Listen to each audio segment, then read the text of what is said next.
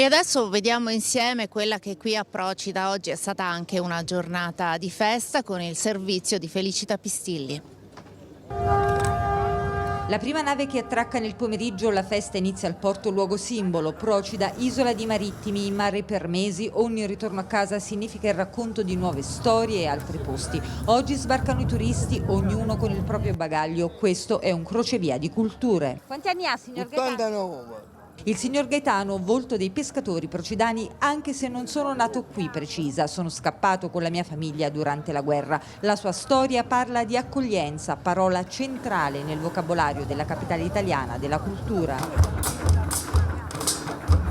Lo spettacolo inaugurale, il primo di 150 eventi.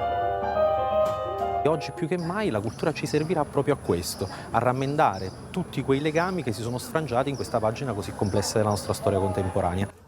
Qui scendiamo a Marina di Coricella, dove è stato girato anche il film di Massimo Troisi, Il Postino. I luoghi di Procida, quelli anche dell'isola di Arturo, di Elsa Morante. In ogni casa si nasconde una tradizione. La signora Lena, custode dell'arte antica del ricamo in oro che impreziosisce il costume tradizionale delle donne di Procida. Questi ricami su questi corpetti sono le nostre radici, è la nostra storia.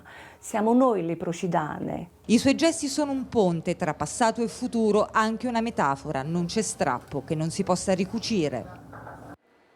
A Roma, chiusura della 2 giorni degli Stati Generali.